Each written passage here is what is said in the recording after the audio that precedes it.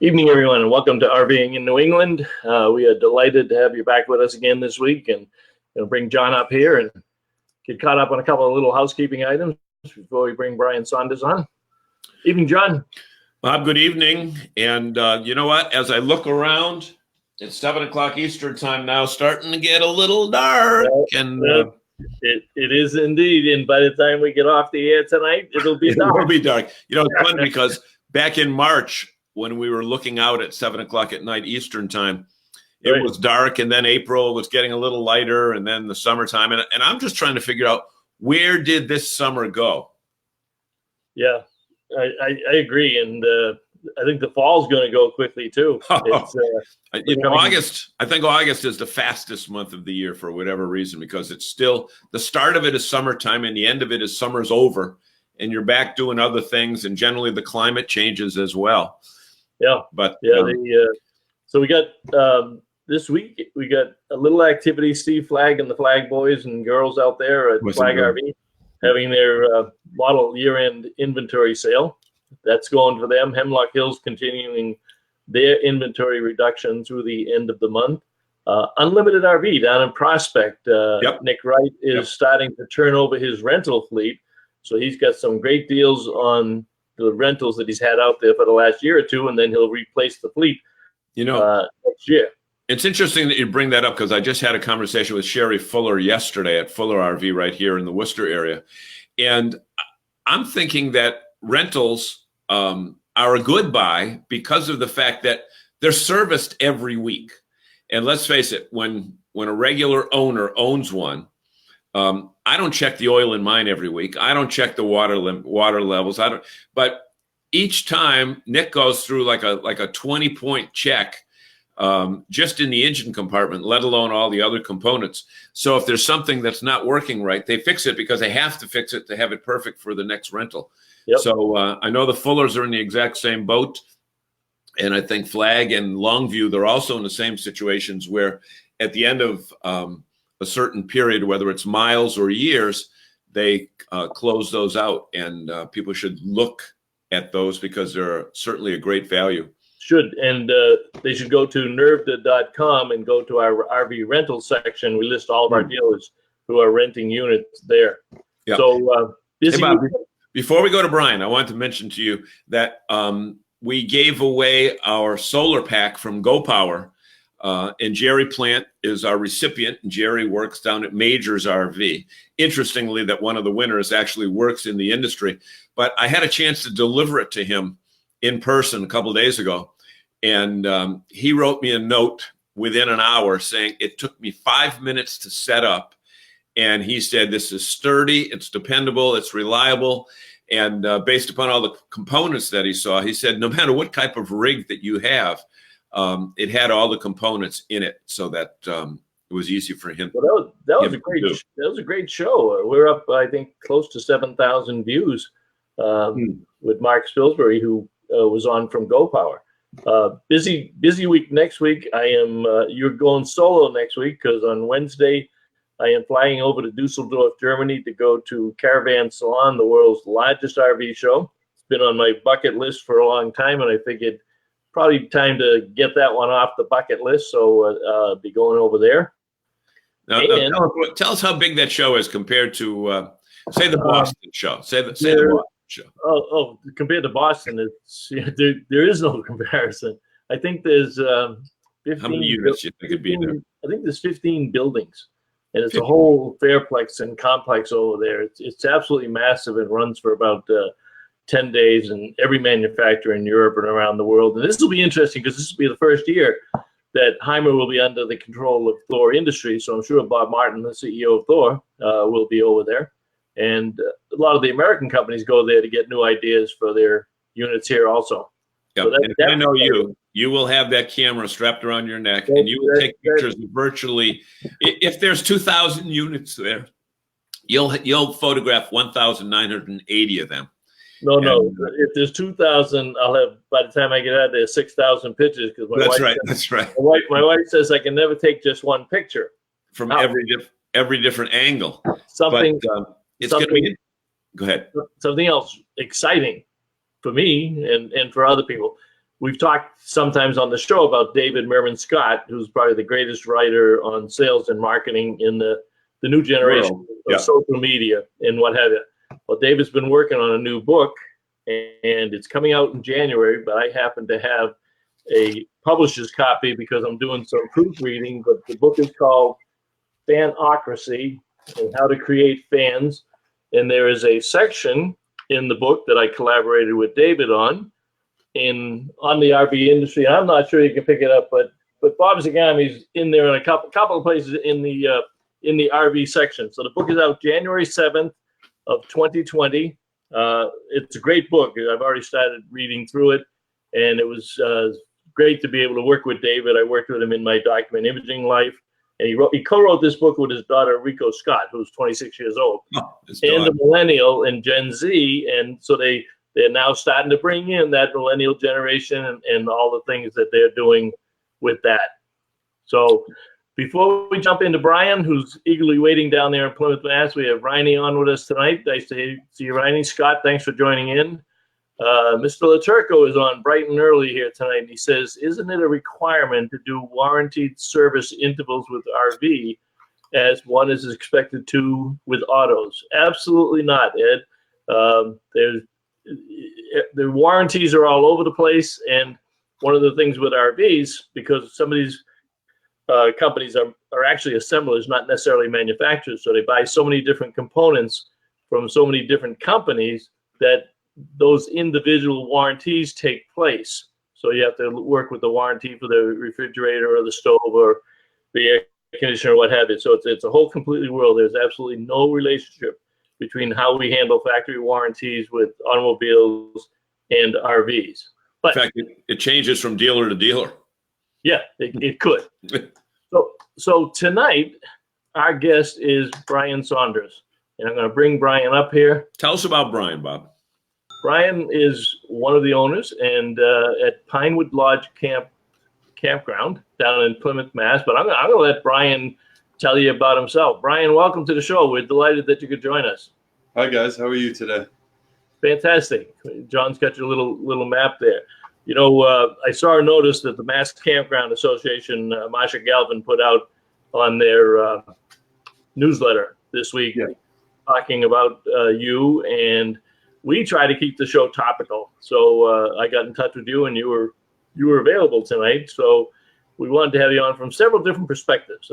Certainly as a campground owner and working with all of these RVers that we have on the show and RVers in general.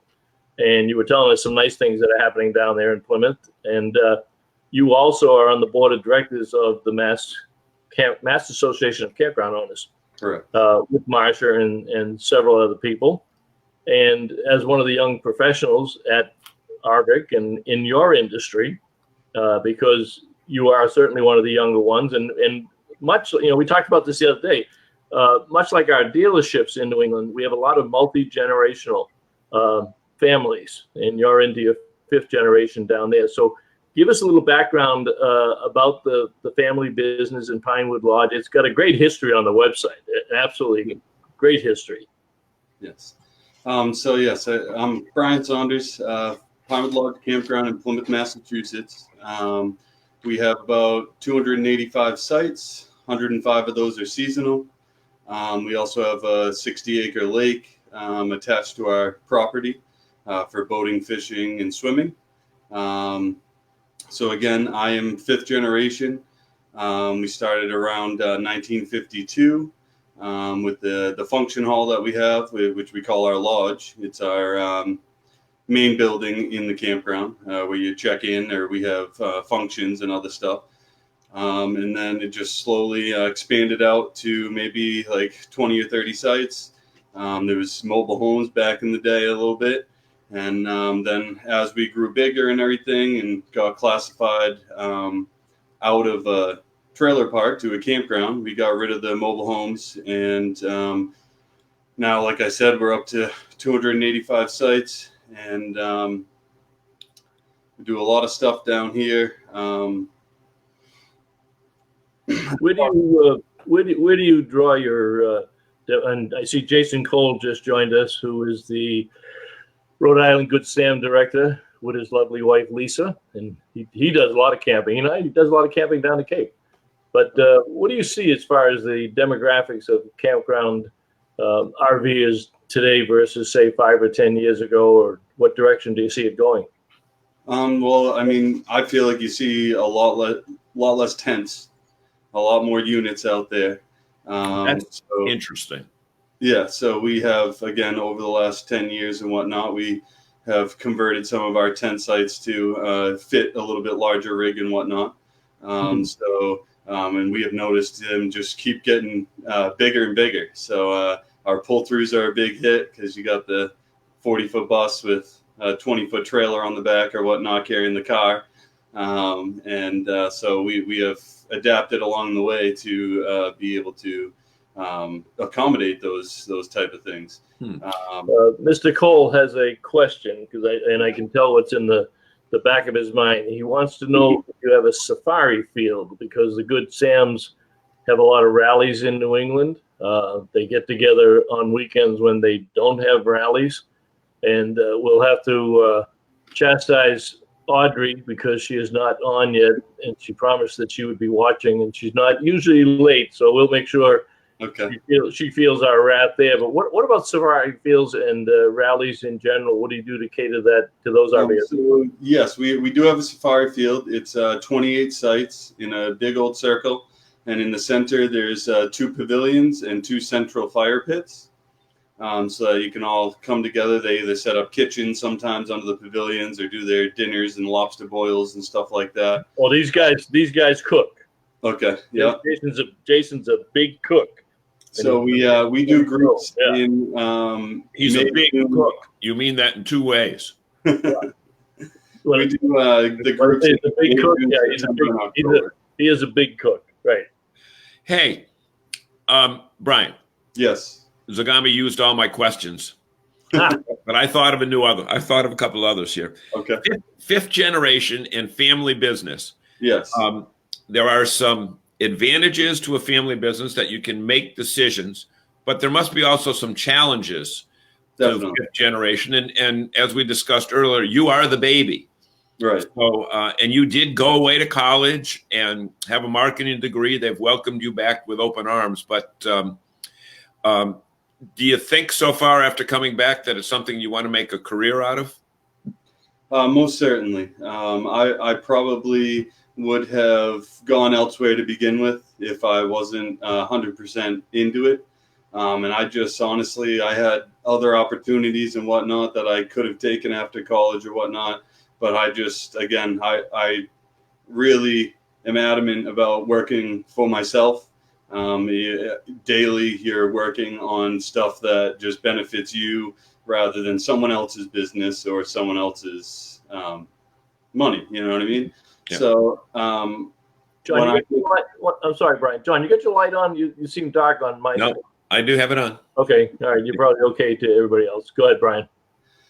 So I would say probably the biggest challenge when you get to the generational thing, which again we haven't encountered yet at Pinewood Lodge, but it's the succession of the campground when it's turning hands. So the legal part. Correct. The legal part. Yeah. So we haven't quite made it there, but I would say that's one of the biggest challenge. I mean, on a smaller note. You could say that trying to separate work from the family end of things. You know what I mean? Do you live on the grounds? Yes, I do. Yes. Okay. So you're there. I mean, you don't work an 8-hour day. You work a 24-hour day. Pretty much. Yes. Right. So again, just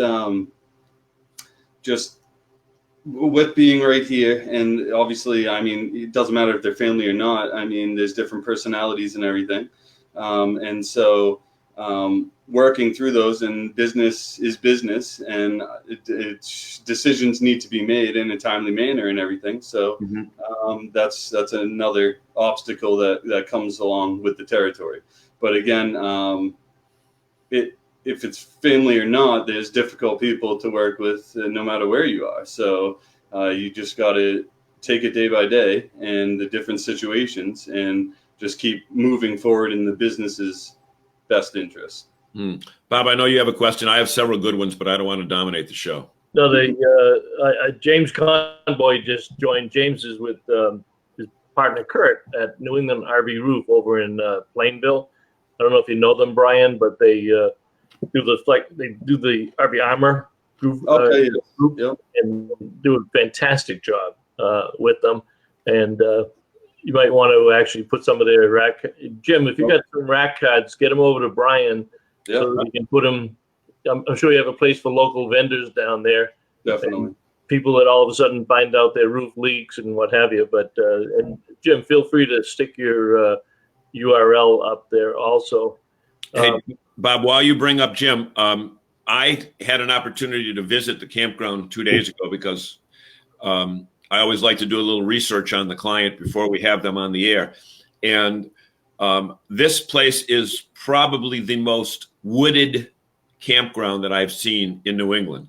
And there are some that there are no trees at all, but you've got trees. And with trees come issues. In other words, you get the great canopy of shade that you don't get the direct sun. But at the same time, you get opportunities for branches to come down and hit the top of a camper and fall off so you don't even know they hit it. Right. So I know the work that Jim does and his crew does over there, that you guys should make their services available to your people, because I know they do one heck of a job, because I've seen firsthand how they work. There you go. It's amazing. And it's a lifetime warranty. It's the last roof you'll ever put on your RV, and RV leak. So my uncle is a full-time service professional as well.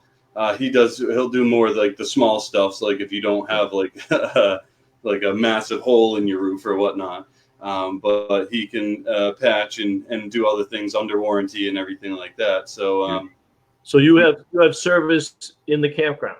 Yeah, that's one of the things that actually draws a lot of people to us, is rather than send your rig away for whatever 6-8 weeks to get something fixed, you can actually come camp with us, be set up on site, and join your whole rig, and we'll fix your water heater, fix this, fix whatever, pretty much your awning, whatever you need, we'll do it on site. So now that's interesting. So I'm going to switch gears on you a little bit, because I have mentioned this on the show before. I do not understand why more campgrounds do not offer service, because RVs need service. Right.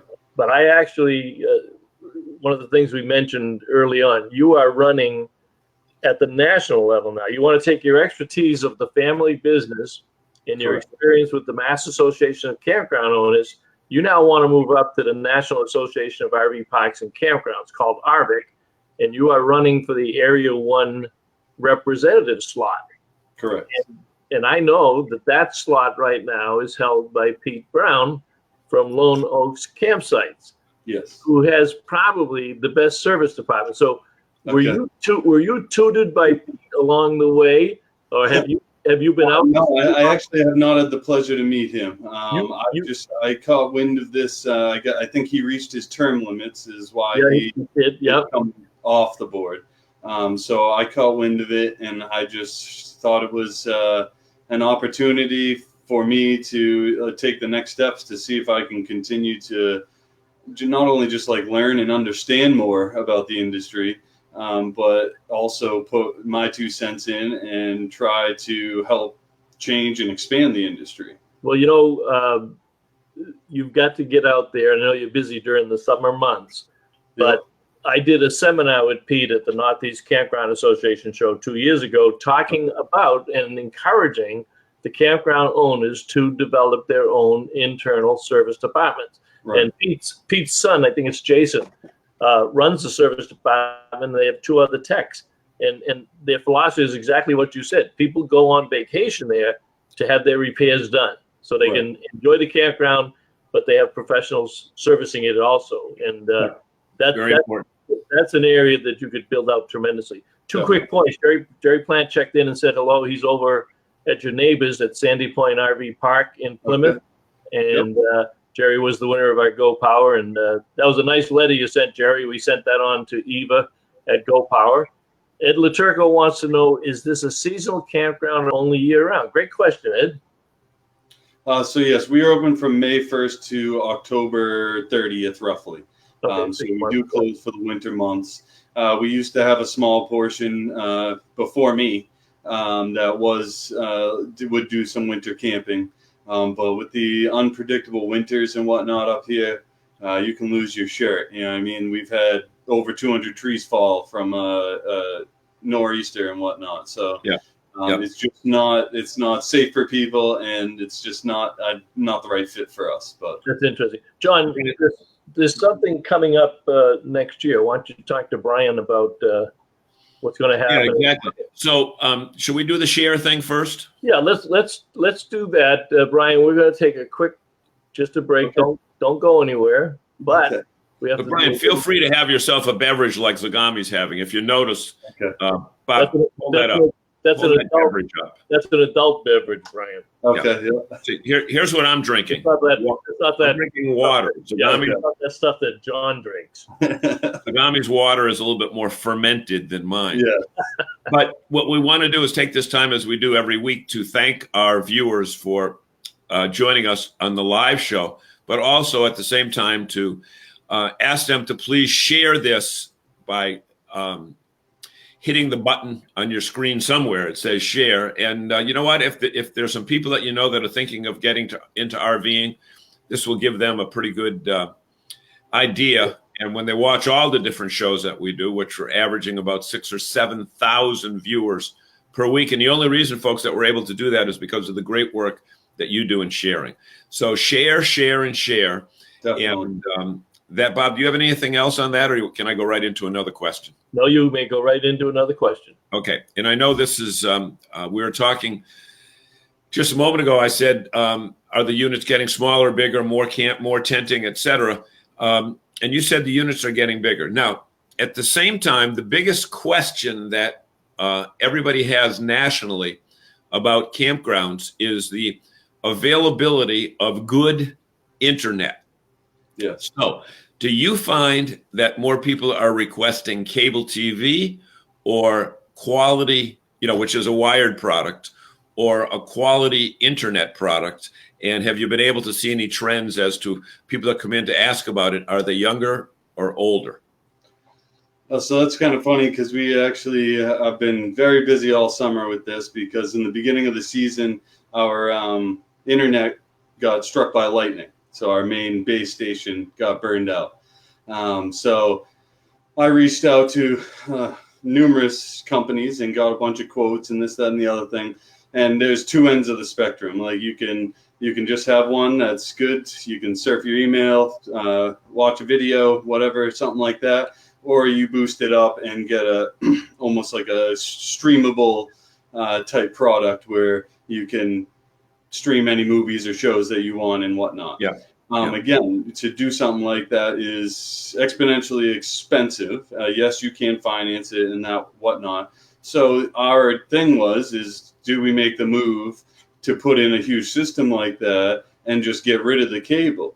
And when I researched into it and looked at it, it was still about at least like 65%, I think, of our customer base, I don't think would be ready for the stream only. They still want their news channels and their sports channel, like they don't have the apps and whatnot to stream that. You know what I mean? So we decided against something as big, and now we're working on just creating something again where you can have the number of guests, like on a full weekend for us is a couple thousand guests, like coming on and off the system, and still be able to do your basic functions. And then we have a courtesy spot up in our main building if you needed to like download big files or do work or whatnot, and anything like that. So we're going to split it down, but we are going to have a system that we can build into that street, because I think it's definitely shifting that way.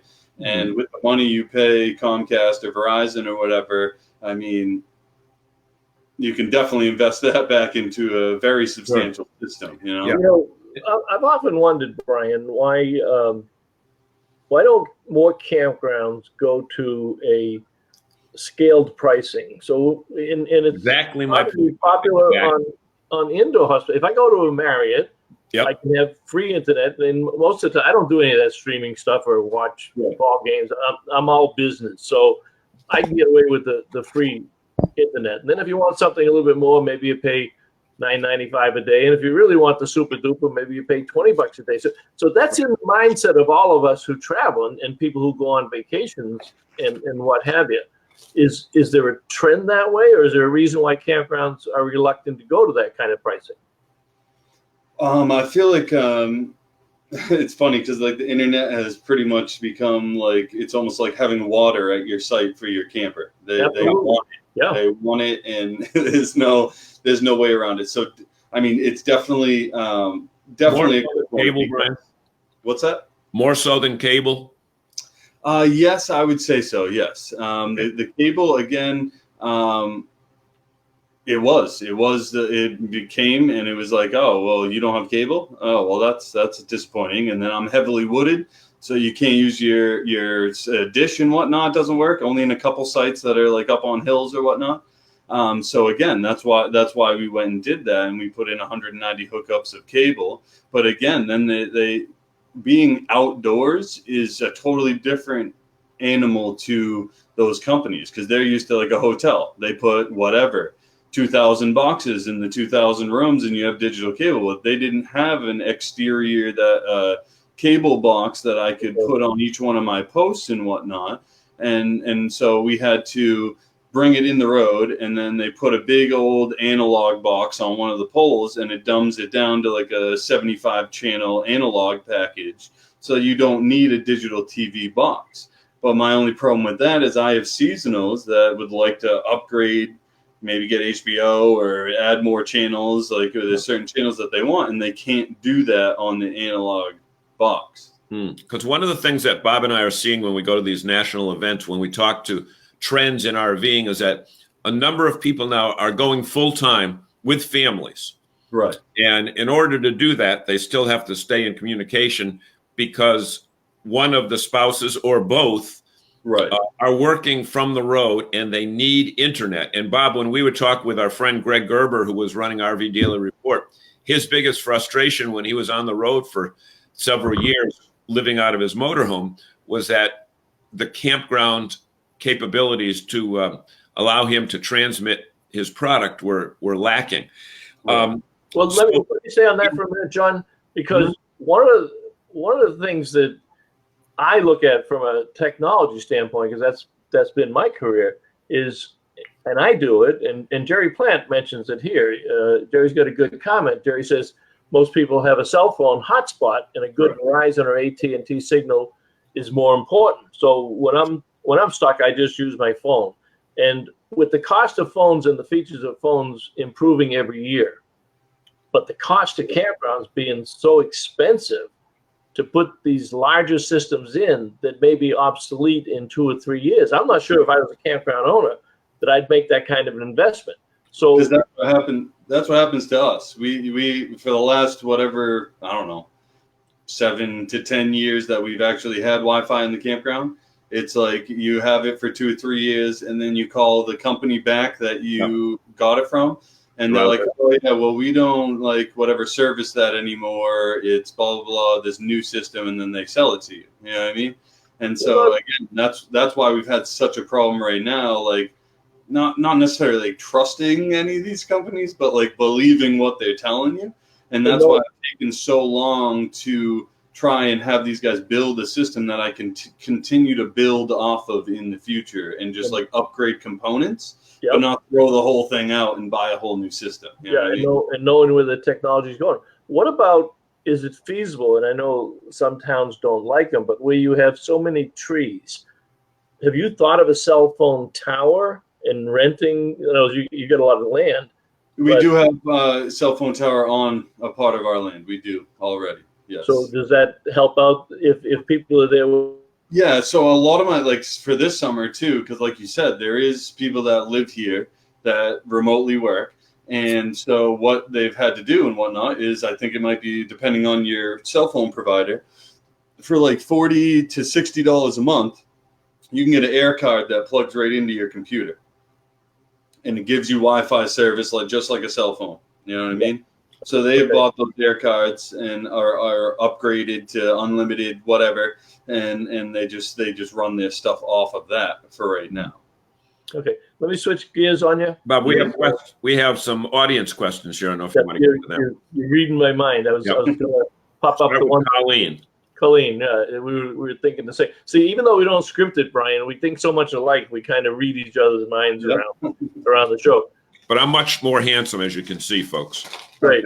So she says she often wondered why more campgrounds don't rent cars. And I got my own feeling on that, but the other campground owner. So Enterprise. Talk about Enterprise. Right. Talk about car rentals and why you're doing that. Now, obviously, if somebody wants to rent a car, they want to go someplace. So what kinds of tours or what is available to people who stay in camp? Again, here in Plymouth, we're actually like really lucky. We have train stations within a couple miles of us to bring you to the city, Boston, and whatnot. And then right out of our marina down there, they have the P-Town shuttle and the Hingham shuttle and stuff like that over the water. So again, if you drive to P-Town from Plymouth, it's 2.5 hours. But if you take the ferry, it's 40 minutes. So we don't rent the cars. There are rental car places in here. It's just honestly, it's not our forte. So we just don't try to bring that into the mix. You know. Mm-hmm. Good point. Jerry brought up a good point, and I can. Where Ed's asking, what is the wildlife? And I don't think he's talking about parties on Saturday night, Ed Laturco, do you? No, Laturco's not. No. I can guarantee what is the wildlife? He's past that stage of his life. Now, you're in a pretty secluded area, but there are housing developments right nearby. But your campground is pretty wooded. So what would I see at night there? We have an excellent ecosystem in our campground. It's actually pretty amazing, all the different stuff that you're actually going to see. In the heat of the summer, you don't see too much because of all the dogs and stuff that people bring with them. They keep the wildlife kind of out at bay, all the smells of the dogs and whatnot. But in the fall and the edges of our season, and even in the off season, I mean, you can see everything. We got deer, possum, raccoon, some fisher cats here and there. You can hear the coyotes off in the distance. You don't really see them.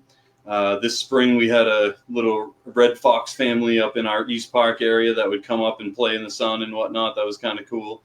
And then everything from the great blue heron to the osprey. Even over the winter, I saw a bald eagle flying over our lake. So you can get a little bit of everything with us for sure. Sean, let me put that picture back up of the lake, which I assume is that part of the campground, or you just happen to be lucky enough to Minewood Lake water? Yes, I mean, we were originally there, and we own like the island in the middle of the lake and whatnot. There is, like you said, Peter Road across the way, and then Bunny's Path at the end. And then there's also the Rod and Gun Club board as a part of the lake down the other end as well. And you have a boat launch. Do many people take advantage of that? Yes. There's so in Massachusetts, lakes under 75 acres aren't allowed to have gas motors on it, but you can have an electric troller, or as you see them rowing through the lake, kayaks, paddle boards, all that stuff. Come down. And yeah, so we realized a while ago that everyone was trying to launch their boats right on our beach and carry their big old canoe like past everyone trying to sun and everything. So we created a boat launch down there, so you can literally back your truck right up and slide it in the water, and off you go. Do you also rent boats? Yes, we do. Again, kayaks, canoes, double kayaks, and rowboats like that. So Jason would need the double kayak, John.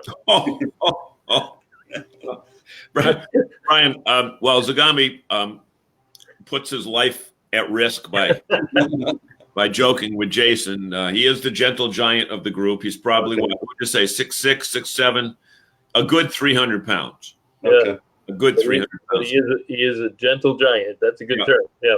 Let me ask you an intelligent question. Really? So with so many campgrounds closing because the land that they're on can be utilized for revenue 12 months of the year, whereas a campground in Massachusetts may get 6 or 7 at the most, and then you've got expenses year round, but no revenue coming in for 5 or 6 months. Correct. Has the decision within the family come up as to whether or not you should just bag it and make a housing development out of it? Because you got that Pine Hills down there, which is huge, and Plymouth is I think Plymouth is one of the biggest geographic towns in the state. Yep. Has that discussion come up, and how do you weigh the pros and cons of bagging it and cashing in, or keeping a campground? So I think now that we're down to the 5th generation and whatnot, it's almost like that feeling like you have no choice but to like give it your all and try and make it work. You know what I mean? Because they originated it and they have handed it down. So we kind of don't feel like it's our right or it's okay for us to go ahead and do that with something like this. Also, you're not really in it for the money 100%. It's more of what you see. You get to see the families making the memories and whatnot, and all the happy kids down on the playgrounds and at your craft classes and all that kind of stuff. So it's more like maintaining that's why we're so wooded and we didn't just clear cut it, is because we want to fit into the natural forest rather than just the forest being used by us and around us. You know what I mean? So that's why we do have big buffers. Our sites are bigger than most, and you do get some privacy in most of them. And it's just because of that. It's a beautiful gem, and you could make a lot of money, especially around here, where in the Northeast the market is just through the roof right now. You know what I mean? But it's just not what we're looking for. And, interesting that you say that, watching the families grow up, because the young lady who, young lady, I guess it's all relative, but the lady who greeted me at the store at the check-in yesterday mentioned that she's been coming there for 40 years. Yes. And I looked at her and said, show me an ID. There's no way you've been coming here for 40 years. I said, I want to know what skin company you're using, because she didn't look over 25, but evidently she works for you and camps there as well. And she's a school teacher in the, you know who I mean? Yes. Jessica Esdale. She, her family has been with us for maybe almost 45 years now. So again, she was born here and has been with us all the way through. And we actually, again, last year, one of our oldest campers, I think it was like 43 years, had been with us. So again, there's a lot of, we get a lot of people that once they come in here, it just doesn't compare to other places that they've tried, and we welcome them every time I sign a seasonal application with someone. I shake their hand at the end and I say, welcome to the family. You know what I mean? So it goes beyond just the name of Saunders. Like you come camping here, you're one of us for the time that you're here. You know what I mean? Yeah, you bring up a good point about the trees and the wooded feeling, because there's a lot of people that must think they have to go to Maine and New Hampshire and Vermont to get that kind of a setting, because they think of Massachusetts as being more urban. Right. But there's probably people going 100 miles to a wooded campsite. And we don't want to disparage our campground friends in New Hampshire. Maine. Then all of a sudden they find you, like you said before, they're 20 minutes away from the home. All of us who have been RVing for a number of years, we don't care whether it's 2 miles, 20 miles, or 200 miles. When you get into that campground, you're in the spirit of why you're there and the enjoyment of it. Right. I've had a few people even from the town of Plymouth that love to camp with us, and they even said, they're like, we just drive around in circles for a little bit for the kids, and then we pull in and we're like, we made it, guys. You know what I mean? Because it again, you can in July. I mean, you can sit in 6 hours worth of traffic trying to get through Boston to go up to New Hampshire. Both Bob and I, we were. I was heading to Maine last week, last Friday. Bob was heading back to Boston to pick up his grandchild, and it took me 3.5 hours to get 90 miles. But I will tell you this: there are campgrounds in the great state of Maine, and they're great campgrounds. But when you put your slide out, you are pretty much touching the other. And there's a couple in Wells that I'm thinking of that are just fields. Yeah. You know, like that's like Cape Cod. They slide them in there like sardines. They do. They do. Walk in the other person's back door by accident. Yep. I want you to do your share piece again. And the last time we started this, we were going to talk about what's going to happen. Yeah, and next year. So, I still got it down here. But folks, we want to take this moment again to thank you so much for joining us live, and to remind you to there is a share button on your screen, whether you're watching it on a laptop like Bob and I are doing now, whether you're on a tablet or whether you're on a portable device, just hit share. And that allows us to reach lots of people.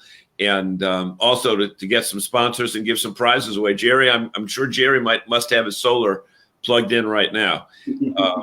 Although it's probably not generating activity right now. It allows him to not necessarily run his generator. And that's pretty cool when you can have a quiet campground. As my wife and I were driving through the facility the other day with our granddaughter with us, one of the granddaughters, my wife said, this place must be amazingly quiet at night because, you know, there's a lot of roads that are dirt roads. So you don't hear big trucks, you don't hear delivery vehicles, etc.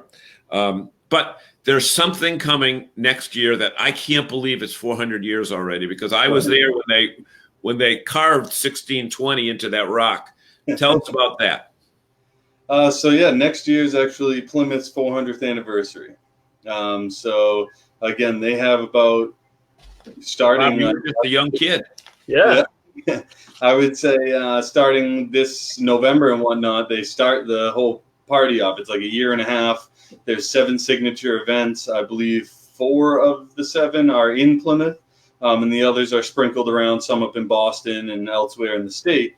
And so again, they have cruise liners coming from Plymouth, England and whatnot, bringing tourists and stuff over. And they've been working tirelessly, doing the best they can to try to improve some of our infrastructure and parking around here and whatnot. They've built probably, I don't know, at least a half dozen new hotels within here to Middleborough and Marshfield, stuff like that. So they're trying to get the space for these people to actually stay. So we're expecting a very busy season next year. One, just from the influx of people coming to see all the stuff, but 2, just from also the lack of space for them. Yeah, there's already. I mean, you can on the Cape, the hotels are up to like $500 a night. Sometimes in the summer right now, because there's just not enough room and the demand's through the roof. And it's all demand based. You know, we were mentioning earlier that we haven't seen a lot about that, and I found out by accident a couple of weeks ago on something like that.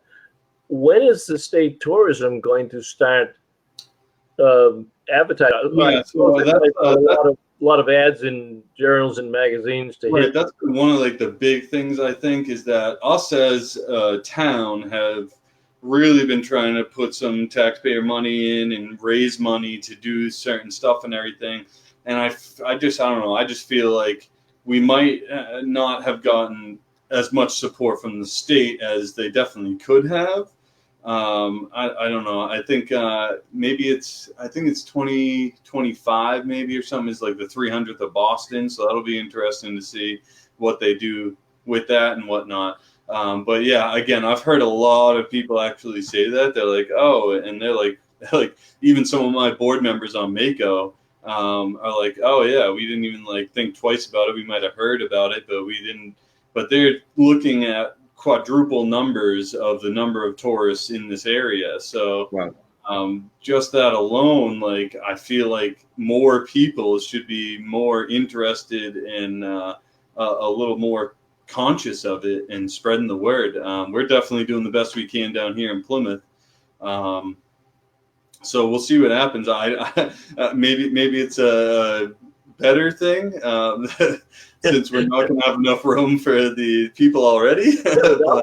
I'll bet there's a lot of clubs like Good Sam or Escapees that have chapters around Right. that would probably want to do rallies around something like that.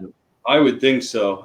And that's going to be the tough thing to find is any sort of like 10 or more camper group is going to have a tough time finding an area that can accommodate them all together. You know what I mean? Well, we got to find a way to include it in the Boston RV and Camping Show, because that's the only show that NERVDA is directly responsible for. Okay.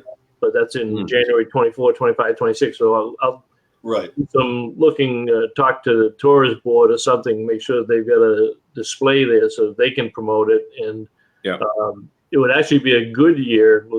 We'll talk to your MACO friends, but it'll be a good year for some of these campgrounds to come back into the show. They haven't been into the show for a long time, but there's going to be a lot of tourism next year. And, I'd certainly replace Anderson windows with a campground any day of the week. Well, those people that smell up the place cooking that steak. Hills Food Service. Hey, Bob, there's three comments I think that I know the one that you're going to take first. Go ahead. Well, actually, I'm going to take them in chronological order. Tom Zabrowski, good evening, gentlemen. Tom is from from New York, and he's with FMCA.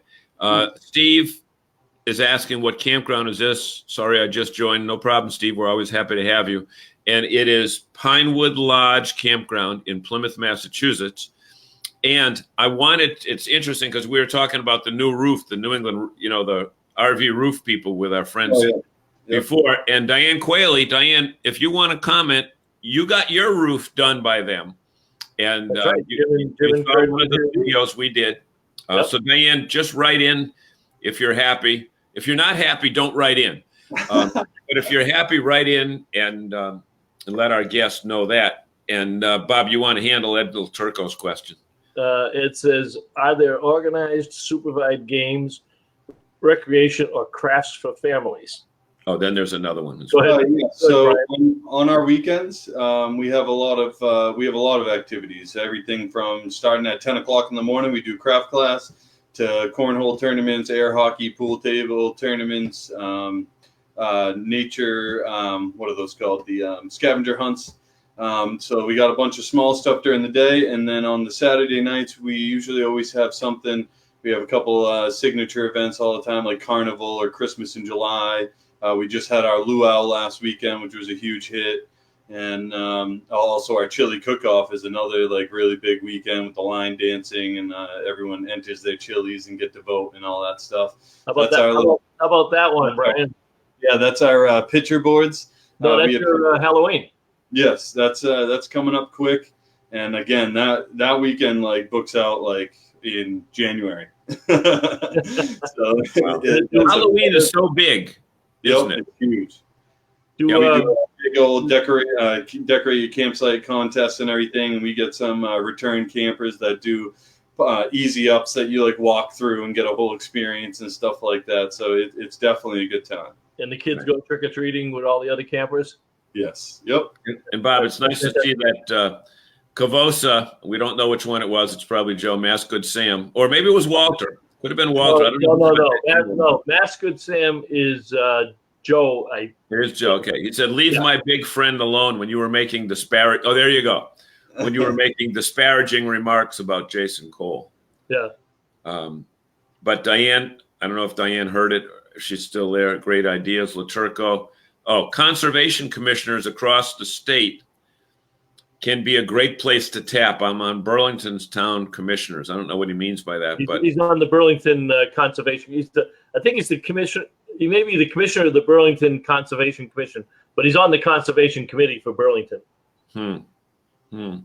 So when he says tap, Ed, when you say tap, in terms of the services that the Plymouth Conservation Commission can help him with, or Brian be commission? Oh. Sorry, you broke up on me, Bob. I couldn't hear what you just said. Broke up on me as well. Ed's talking about the Conservation Commission being a great place to tap for assistance or whatever, but do you work with the Plymouth Conservation Commission? We've had we don't I mean, we've had contact with them and whatnot, and they come in and they boat around looking at our different turtle species and different stuff like that. And we do have a portion of our land that is in forestry and whatnot, so they come out and check on that, see how our forest is doing, and if there's any spots with like we had those longhorn beetles and stuff like that that come through, or the gypsy moth caterpillars that come in waves here and there. And so they'll come and just give us some tips on how to better take care of our forest and whatnot. I wonder, because I know a lot of places have to fight the milfoil and whatnot in the lakes and ponds, Right. which is invasive seaweed. So we have cutters that we use and try to cut out the weeds and everything along our fishing docks and stuff. But it would be great to get someone on our side to help us fight that, because again, you see different lakes and ponds and stuff shutting down every year because they've just been taken over, and it just turns into like a marshland rather than like a lake. So, Brian, who's Kim Saunders? That is my mother. Your mother, okay. She's writing hearts and good stuff about you here. Okay. Hey, Where'd you see that? I don't see that. Yeah, under reactions. Oh, okay. Oh, okay. Okay. Brian, for those campground owners that might be watching, because I know Marcia Galvin has done a great job in getting this out to them, and even if they're not watching now and they watch it on replay, yes. Why are you qualified to serve on the national board? What is it that you want to do, and why are you running? So, I mean, first and foremost, the reason why I'm running is so I can continue to learn.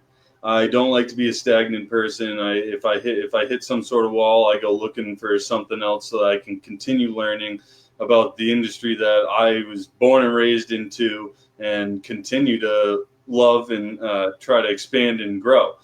So that is first and foremost. I think the national level will allow me to reach people from all around the country that have been doing this for either just as long or even longer than I have, and tap that resource for my own campground, my own benefit and whatnot. But also, one of my main things that I would like to work on, which I know I'm not like the first person to try and do this or whatnot, but I would like to try to create a better communication between the dealers and manufacturers and the campgrounds themselves. Okay, because let me stop you. Yep. Let me stop you there. Sagami and I, but Bob is laughing at that because we have been to New Hampshire or somewhere, the New England region, the Northeast Campground Association, right, and did a seminar about. Here's what we found out: there's virtually no relationship between dealers, manufacturers, and campground owners. And most people buy a damn RV to go camping in a campground. But yet the local dealers don't know who the campgrounds are, and the local because they're too busy doing their work to do long-term plans. It's not anybody's fault. It's just the nature of the business. You got a short amount of time to do the work. And when the season comes, you're working your butts off. Right, definitely. But I like to hear somebody say, let's open up those doors, because Bob and I believe that every dealer in New England should have a display somewhere at a campground. Who is the easiest person to sell a new camper to? One who already is camping. Right, definitely. So again, not only would it help us and as businesses, but it's just going to create a better experience for the customers, because again, I get a lot of like brand new campers where they're like, oh, we sold our house and we're going to do this camping thing, you know what I mean? And we bought this 35-foot rig or whatever. Well, you've never been camping before. So like now you have this massive rig, and yeah, maybe they did a 2-hour walkthrough or whatnot. But again, all the campgrounds are so much different. You have your Midwest campgrounds that are like wide open, like you said, the field ones where you just like drive wherever you want. You have your coastal ones that have a beach vibe and like maybe this, that, the other thing. And then the Northeast, there's little tighter roads around here. Tight isn't the word. Yeah. And so again, when they come in, like for me, we're well water and stuff like that. So they come in, they got their brand new camper. They were sold the pressure regulator, the filter, all this stuff that they hook up to my water. And then they call me and say, I can't get any water right now. Your water's not working. And I come down there and they got all the stuff hooked up. Well, I'm well water, not city water. So I don't have the pressure that a city water would have. So when you add all that stuff on there, each junction, you lose your pressure. So it never makes it to your sink. You know what I mean? So again, like that, just like basic knowledge of, oh, you're not going to need this in every single instant. You know what I mean? And that's as simple as just having maybe a online area where you could get little 10-minute training videos on, oh, this is a 30 amp, this is a 50 amp, this is, you know what I mean? It just different stuff that they could access or be referred to. Yep. We have that on our NERVDA site. We have an affiliate program with RV Education 101, Don and Mark Polk, who are members of NERVDA also, as is Jim and New England Roof there.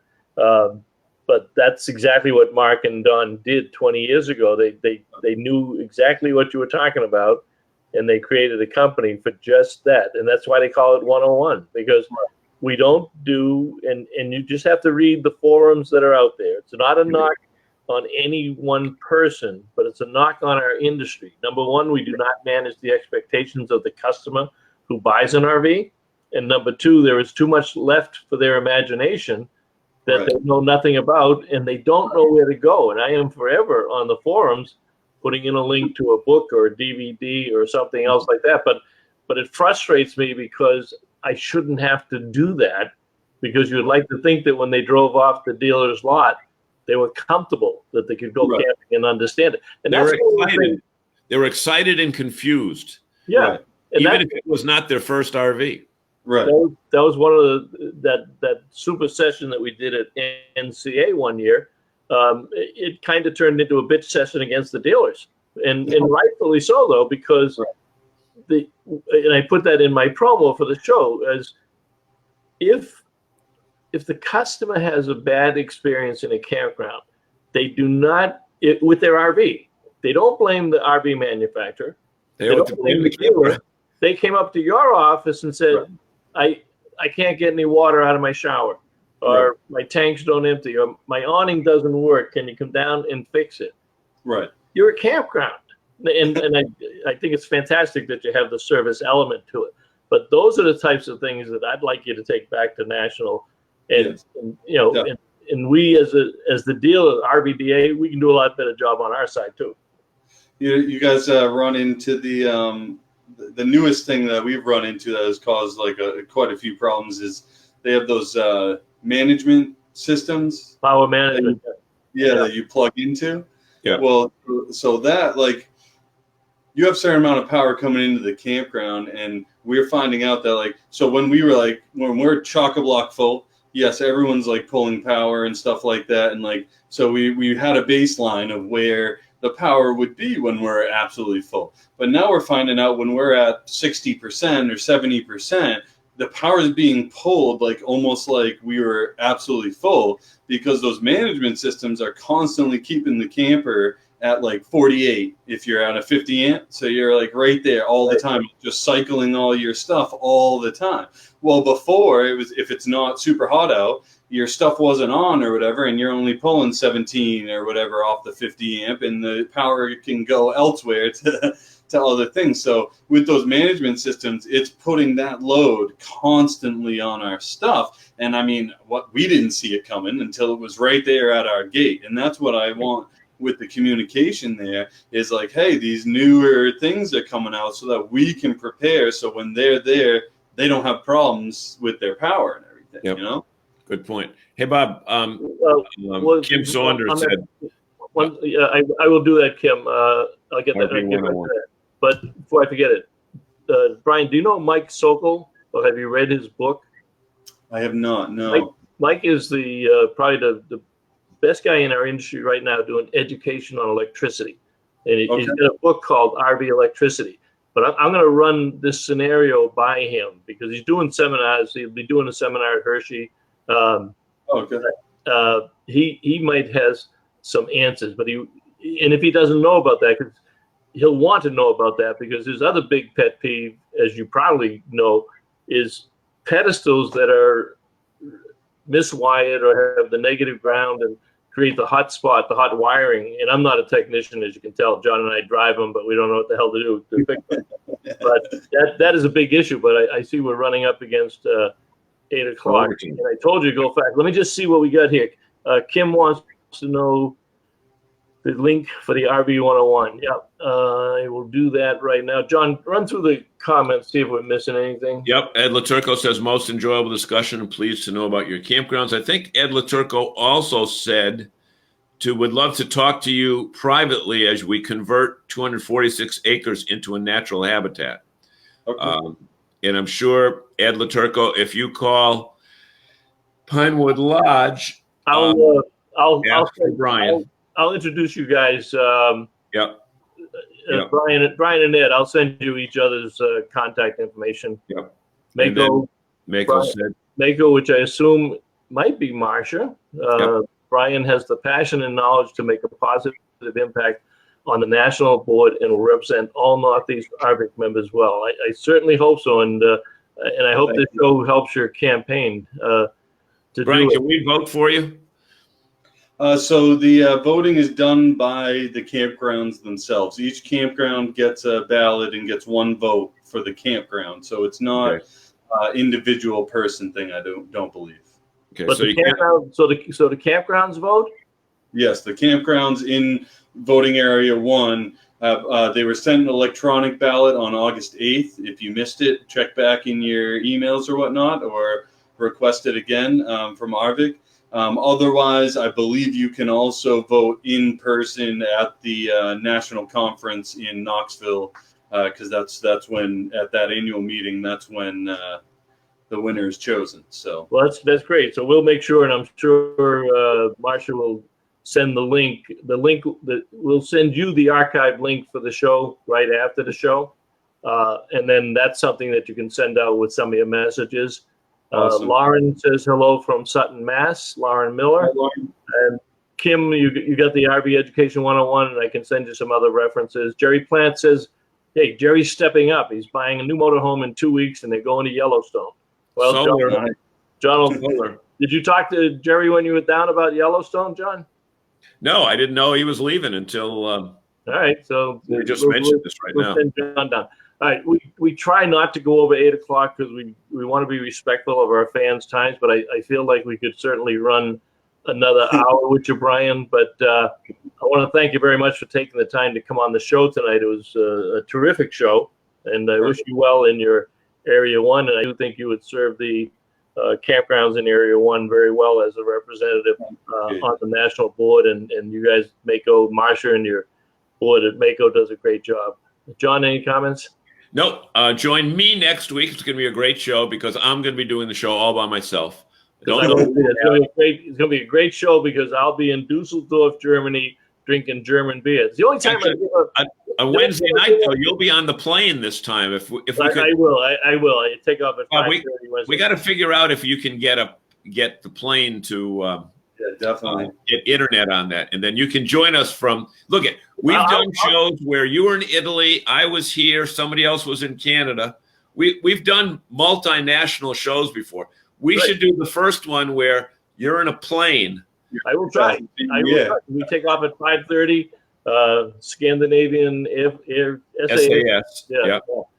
And if they do, I will dial in. Absolutely. That'd be pretty cool. I did it from a cruise ship 2 weeks ago. You should be able to do it from an airliner. Hell yeah. Brian, any closing statements, Brian? I just want to say thank you guys for reaching out to me. Even if it was last minute, I'm glad we could make it work. And I look forward to working with you hopefully in the future. Absolutely. Hope to come back on sometime too. Yep. Have a great day, Brian. Like, All righty. thanks, guys. See you down the road. Bye.